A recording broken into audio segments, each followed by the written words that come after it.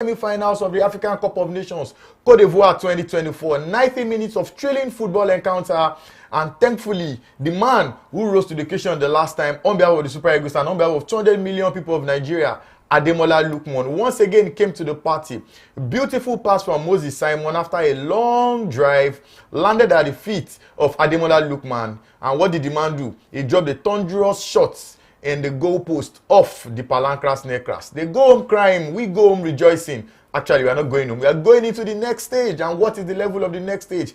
The semi-finals. It means one thing for sure. We are definitely going to be playing 2 more games, which is definitely the total for the number of games you can play at the level of the African Cup of Nations. 2 more games to go. The semi-finals, and either the losers final or the real final. Of course, Nigerians are hoping that with the spirits of the players and of which we are going right now in the competition, we are going to be playing the last game, which is going to be the last game of the competition, the real finals. The Super Eagles of Nigeria are through to the semi-final. Viva Nigeria! All hail Stanley Nwabali, all hail Ademola Lookman, all hail Victor Osimhen, all hail William Troost Ekong, all hail Alex Iwobi, all hail Olaino, all hail all of the boys who came to the party tonight. Even Ahmed Musa was on the bench, acting like a player coach. I have someone else with me in the studio this time around, Olani Apams. We watched that encounter together. You are all over the place. You used so much energy, but you are so calm right now.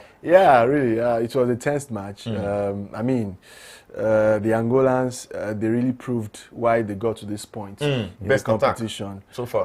The manner at which that they confined us to defending deep, especially towards the end of the second half. It was crazy. It was actually crazy, and Very that crazy. had many of Nigerians on the edge of their seats. But the good thing is that we are through to the semi-finals. Hallelujah. And that's the most important thing. And once again, the words of Joseph Pesero, who said that if I score and my opponent don't score, that I is win. football. So once again, we didn't play vintage football really, but I mean, when it mattered most, Ademola Lookman, got that sublime finish, and it could have been more than 1 goal. Of course. But we had one disallowed by the referee for offside on Osimhen. Osimhen could have even gotten a couple in there. But, I mean, this is a tournament. It's not a league where you consider goals difference. You win, you move to the next stage, and that's what we've done. Beautiful analysis there. Of course, you win, you move to the next stage. That is the way it is done in tournament football. It is not 38 games. It's not a league. You just keep going. You just keep going. And they keep galloping if need be. The most important thing is you gallop your way up to the finals and you gallop your way up until you get in the trophy. Remember Euro 16. Remember Portugal. Remember Cristiano Ronaldo. And what that tournament was for them. But fortunately for us, we've shipped in just 1 goal so far in this tournament. And we've been scoring. We've been moving. We are now in the finals. We're going to be playing whoever comes out of Cape Verde and Congo DR and South Africa and Wales. The other guys, I'm sorry, but I think it's Cape Verde. Yeah, Cape Verde against South Africa. Yeah. If South Africa wins, it's going to be the finals will be the battle of Amapiano. Yeah. And then we start our rivalry on another note with South Africa. But let's analyze this game very quickly. Yeah. Earlier we said the back line was going to be our saving grace because those guys, we needed them to be the best defense up against the best attack so far, of course, of the remaining guys left in the tournament. So it was the best defense, the Nigerian Super Eagles defense that have shipped in just 1 goal, and the best attack of those remaining in the tournament, the likes of Mabululu. They just didn't come to the party. How did you neutralize them? I mean, we've done exactly what we've been doing all tournament long, making sure that in as much that we don't have the embarrassment of riches, especially in the midfield, we really, took care of the job defensively. And you have to give kudos to the guys. Kudos. They understand the assignment and they did it, perfectly well. We know the kind of attacking threat the Angolans, have going into this fixture.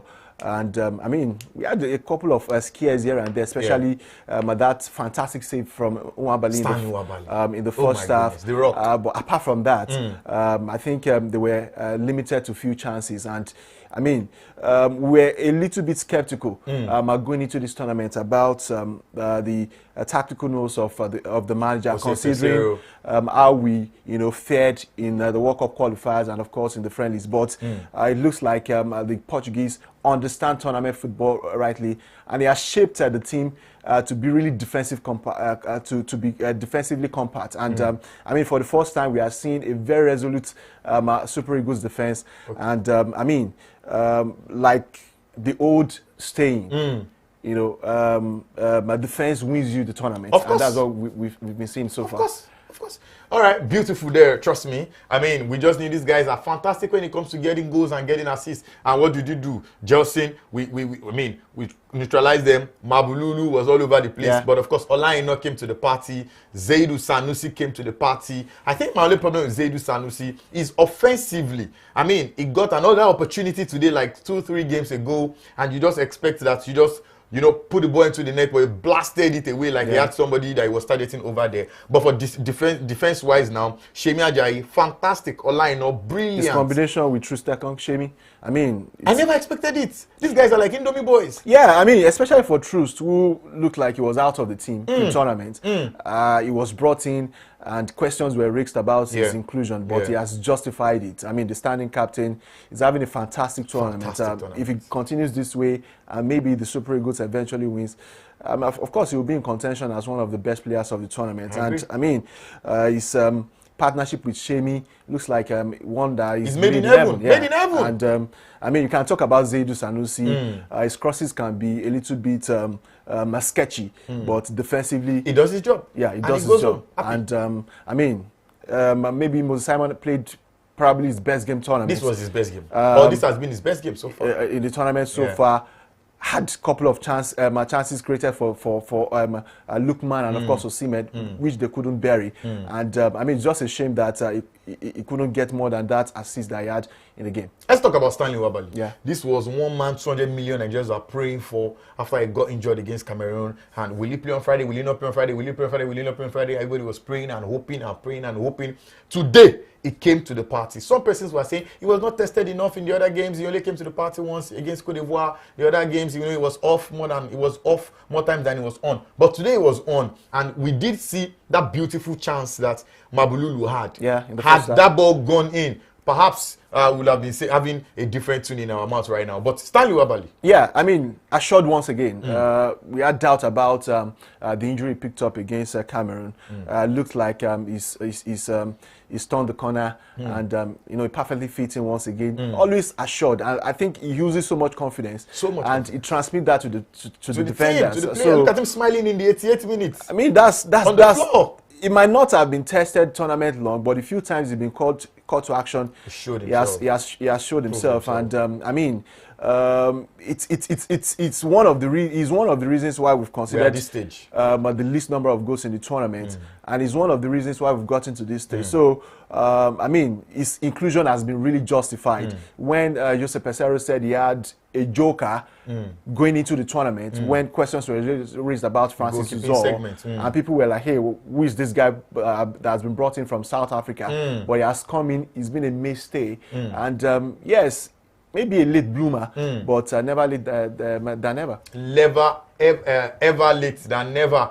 From Kano to Jos, from Jos to Jalingo, from Jalingo to Abeokuta, from Abeokuta to Ibadan, from Ibadan to Uyo, from Uyo to Gusau, from Gusau to Alimosho. Nigerians are currently celebrating, even on X. Right now, I'm going to be giving you footage of Nigerians jubilating, celebrating. If there's anything that makes the people happy, it is football. And if there's any team that makes the Nigerian people happy, it is the Super Eagles of Nigeria. Mr. Producer, show me celebration of our people. Take it away.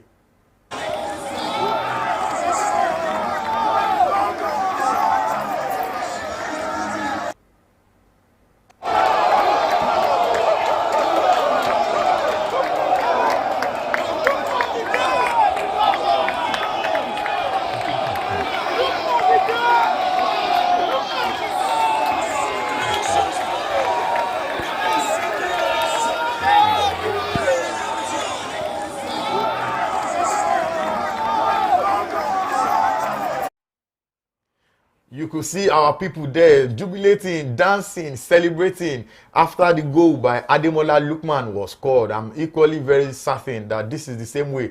Even more that people are celebrating across the country. Remember that the Nigerian government sent a powerful delegation to go and cheer up the boy. It was led by the Senate president himself. Other notable Nigerians were also went to Abidjan to cheer up the boys, and cheer up the boys indeed they did.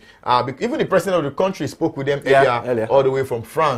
Right now, I'm happy, you are happy, other persons are happy, and we are through to the semi-finals. We have 2 more games to go, like I said. The only hope and prayer now is that we play the last game in the true finals and not the losers finals. Now the game is over. Of course, they're in celebratory mood. But what do you think we do ahead of the semi-finals? I know they say South Africa, but we do not know what team is going to make it. But regardless, we are going to be playing one team. What do you think we do heading into semi-finals, especially knowing that we do not score many goals? How do we put our chances in the back of the net? I mean, of course, they will celebrate all through the night. After the celebration, rest a bit, calm your nerves, and pick up from where you left off. I like the fact that the team has been picking the game one after the other. They are not putting too much pressure on themselves. If you ask Joseph Peseiro in the presser that, what do you guys think? He will always say that we're taking it a game after the other. I'm sure they will have their eyes on who wins tomorrow. I mean, it's tomorrow. It's tomorrow. South Africa plays tomorrow. In that game between South Africa and Cape Verde, whoever comes. I mean, if we've beaten the host nation, we've beaten 5-time champions. We've beaten probably one of the dark horses of the tournament. I don't think we should be fearing any more foes now. All right, bring on Cape Verde or bring on South Africa. Somehow, like I said earlier, the rivalry with South Africa doesn't only happen when it comes to football. It happens in music. It happens in entertainment. And like I said, if that does happen, if Nigeria versus South Africa does happen, I'm already dubbing it the Battle of Amapiano. But I think let's talk about the midfield now. The midfield today was same. Frank the Tank. But Alex Iwobi again, probably our worst player on the pitch. What is happening? Why is there so much discrepancy between both players? One looks to be doing superbly well. One looks to be, I don't know what to... I think it's more of his new role. He plays deeper now. More like a part of that, a double a pivot that we are using in that in that 4-man midfield. Plus, of course, the 2 wing backs that we have. And that really puts so much pressure whenever he has the ball. He said before the game that the instruction that he's been given by the manager is that he holds on to the ball. And whenever he does that, of course, he attracts player to himself. And one way or the other, he loses the ball. We saw it in the game, especially that chance that he had that hits the inner post. I mean, this is his new role, and of course, he has to get used to it. It's probably a base creative channel in the midfield, bar Kelechi Iheanacho, who is yet to feature. He has to play second in this tournament. So he will need to really calm his nerves and, of course, understand that fine, it might not, the role might not be suitable to him, but he just needs to get the job done. And I mean, fortunately for him, the mistake that he made today didn't cost us.